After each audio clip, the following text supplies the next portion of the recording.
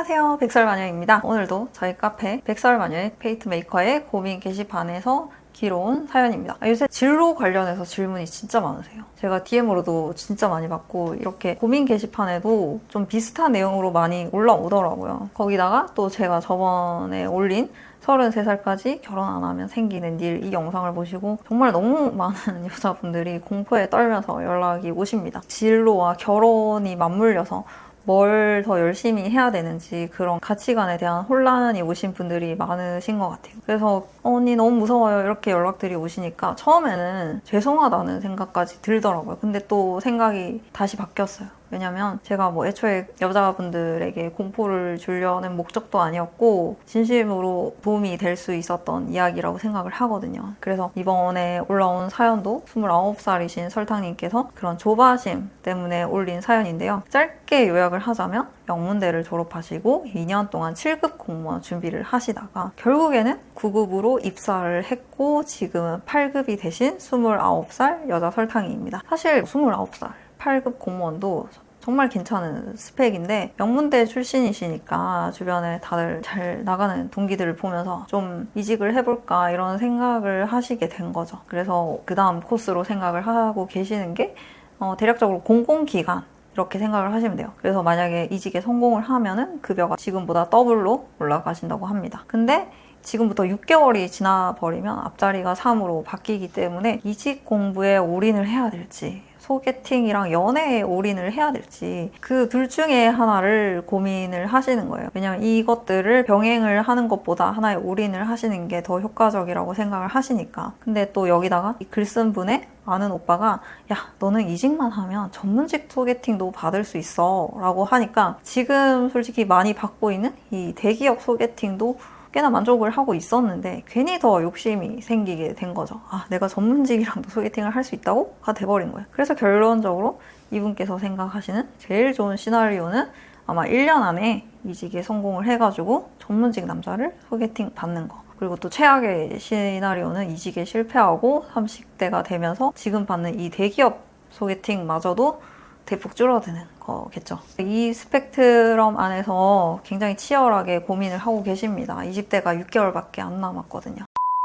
그래서 이런 걸 보면 결혼도 대입 준비, 취직 준비처럼 지금보다 더 나은 스펙을 꾸며서 도전을 하게 되는 또 하나의 관문이 된 거예요. 대입, 입사, 결혼. 그래서 일본에서는 이런 적극적인 활동을 결혼 활동이라고 이야기를 합니다. 줄여서 혼활, 일어로는 콘카츠. 취업 활동은 취할, 슈카츠라는 말이 있으니까 취업 활동에 이은 결혼 활동이 하나의 인생 관문이 된 게 맞는 거죠. 일본의 사토리 세다이, 해탈 세대가 우리나라에 건너와서는 N4, 포기 세대가 된 것처럼 이런 유사한 흐름들은 정말 피할 수가 없는 건가라는 생각이 들더라고요. 우리나라로 치면은 이제 취준생이라는 용어가 있으니까 결준생 같은 신조어가 생기려나 싶기도 하고요. 근데 지금 35살 기준으로 50%가 미혼이라고 해요. 우리나라 여자분들이 70%가 대학을 가는 걸로 제가 알고 있는데 결국 대입보다 결혼이 더 치열하다는 겁니다. 정말 치열하죠. 근데 이 이야기를 듣고 야 35살 중에 50%만 결혼했다고? 역시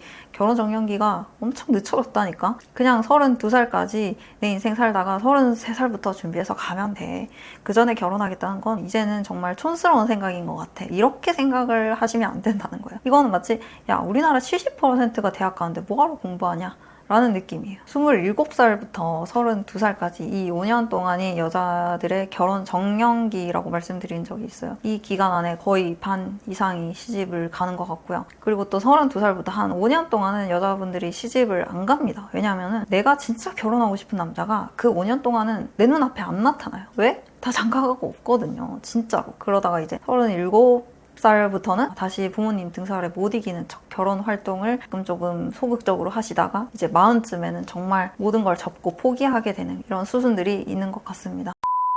그래서 지금 29살 기로에 계신 여자분에게 해드리고 싶은 이야기는 사실 이분이 남자분이면 고민할 필요도 없어요. 당연히 이직이 먼저죠. 남자는 나이보다 연봉이 훨씬 더 중요한 요소이니까요. 근데 이분이 여자분이시니까 저는 결혼 준비부터 하는 걸 추천드리고 싶습니다. 왜냐면 사실 대기업이나 전문직을 다니는 남자 입장에서는 상대방 여자가 8급 공무원이든 공공기관을 다니든 그 두 개가 그렇게 크리티컬한 차이가 없으실 거예요. 왜냐면 그 여자의 직업이나 그 여자의 돈이 어떤 남자에게 뭔가 크리티컬한 의미를 가지려면 3가지 조건이 필요합니다. 첫 번째, 육아휴직이 가능한가? 두 번째, 남자인 나보다 돈을 많이 벌고 있는가? 세 번째, 근속 연수 대비 돈을 얼마나 모았는가? 혹은 남자인 나보다 돈을 얼마나 많이 모아놨는가? 이 3가지가 아니면은 그렇게 의미가 없어요. 그래서 이런 관점에서 8급 공무원이든 공공기관이든 똑같잖아요. 둘 다 육아휴직이 가능하고 둘 다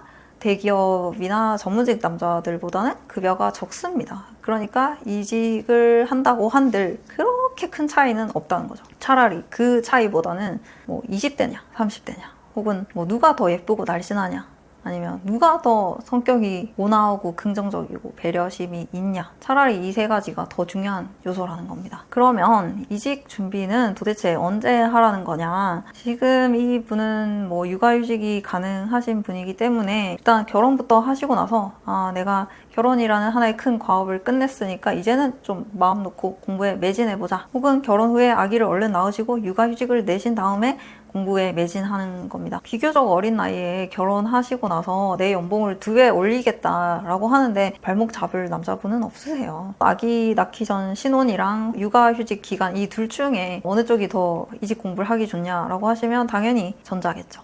근데 또 너무너무 놀기 좋은 호시절이라 갈등이 되실 수도 있을 텐데 어쨌든 그거는 이제 결혼을 하고 나서 그 뒤에 고민을 해봐도 되는 문제이고, 하여튼 이직 준비를 먼저 해봤자 이게 결혼 준비에는 크게 도움이 되지 않기 때문에 결혼을 먼저 하시고 그 다음에 이직하는 걸 추천드리고 싶습니다. 지금 여자분 나이가 26, 7이면 그냥 이직에 올인하는 것도 좋겠지만 29이라는 기로에 서 계시고 그리고 또 고연봉 남자분을 타겟으로 하고 있기 때문에 어린 나이가 조금 더 의미가 있다. 그리고 또 만약에 대기업 다니는 남자분이시면은 8급보다 공공기관을 더 좋게 보실 수도 있어요. 왜냐하면 2배나 더 많이 번다고 하시니까. 근데 대기업 남자분들보다 돈을 더 많이 버시는 전문직 남자분들이라면 진짜 여자들의 월급이 더 의미가 없어지기 때문에 더 나이나 외모, 성격을 따지신다는 거예요. 그래서 제가 고연봉 여자분들을 보면 안타까운 게 평범한 월급을 버는 여자분들이 자기보다 2배나 더 많이 버는 남자들을 만나서 결혼하는 걸 보면서 고연봉 여자분들이 나도 나보다 2배 버는 남자랑 결혼할 거야 이렇게 얘기하시는데, 여러분보다 2배나 많이 버는 남자분들은 딱히 여자들의 연봉에 큰 감흥이 없다는 겁니다. 그러니까 여자 본인이 고연봉이니까 내가 더 고연봉 남자를 만나는데 유리할 것이라는 그 계산이 틀리셨다는 거죠. 만약 여자분들이 내가 고연봉이다 이거를 하나의 스펙으로 쓰고 싶다면 여러분이랑 거의 비슷한 연봉이거나 아니면 그 이하의 남자분들에게 어필이 된다는 겁니다. 왜냐하면 아까 말씀드렸듯이 남자에게는 여자 연봉이 어떤 의미가 있으려면 그것이 나를 뛰어넘는가라는 기준이 있기 때문이에요. 만약 그렇지 않다면 여자의 연봉보다는 여자의 나이, 외모, 성격이 훨씬 더 의미가 있다는 겁니다.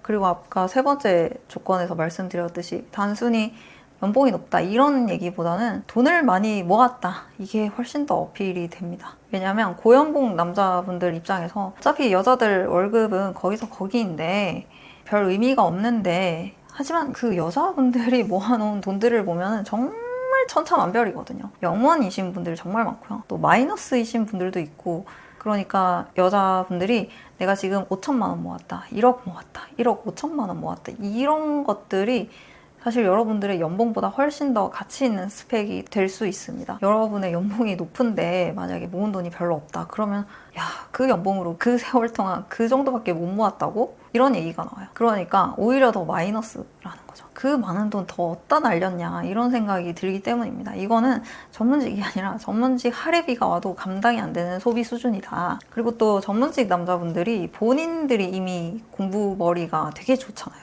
그런 분들은 공부머리는 그냥 어느 정도면 됐고 그보다는 돈머리가 좀 트이신 여자분들이 오히려 더 어필이 될 수 있다고 생각해요. 그래서 사실 재테크니 뭐니 할 것도 없이 원금 손실 없이 적금만 5년 넘게 붓기만 해도 남자들 눈에 되게 멋있다라는 평가를 받을 수 있다고 생각하거든요. 그래서 여러분들이 연봉이나 이런 것보다도 여러분들이 뭐 돈을 얼마나 모아놨는지 이런 걸 좀 남자들 앞에서 자연스럽게 어필을 하실 수 있었으면 좋겠어요. 진짜 사람이 달라 보입니다. 네, 오늘 고민은 29살 8급 여자 공무원 분의 사연이었죠. 대기업 전문직 남자와 결혼이라는 목표 앞에서 연봉 2배가 되는 이직 공부를 먼저 하냐, 아니면 좋은 신랑감을 찾는 결혼 활동을 서두르는 것이 낫냐. 저는 후자를 선택하겠습니다. 공무원이든 공공기관이든 고연봉 남자 앞에서는 둘 다 빠지지 않는 괜찮은 직장이시다. 고연봉 남자와 결혼하는 게 목표라면 연봉보다는 그 여자의 나이, 외모, 성격, 소비 습관 이런 것들이 훨씬 더 크리티컬한 요소이기 때문에 이 4가지에 조금 더 집중을 하시고 결혼 후에 이직에 도전해보시는 걸 추천드립니다. 그전에는 이직도 생각하고 있다, 준비하고 있다, 그 정도 선에서 스탠스를 유지하시고요. 소개팅을 최대한 많이 받는 걸 추천드리고 싶어요. 지금 받는 소개팅의 질을 혹시나 더 높이고 싶다면은 외모에 조금 더 돈과 시간을 투자하시는 게 오히려 가성비가 좋을 겁니다. 그리고 사실 결혼까지 갈 것도 없이 결혼할 만한 남자랑 사귀기만 시작해도 그 교제 중에 이직을 하면 또 그 남자친구한테 엄청 멋진 모습을 보여줄 수도 있는 거잖아요. 그렇기 때문에 교제, 이직, 결혼 혹은 교제, 결혼, 이직 이런 식으로 뭐가 됐든 지금은 제일 먼저 교제를 우선시 하셨으면 좋겠습니다. 네, 사연 올려주셔서 감사드리고요. 여러분도 영상 끝까지 봐주셔서 대단히 감사드립니다. 사연자님께 응원의 댓글 많이 남겨주시고요. 여러분의 구독과 좋아요는 저에게도 큰 힘이 됩니다. 그럼 우리 다음 시간에 다시 만나요. 안녕, 설바.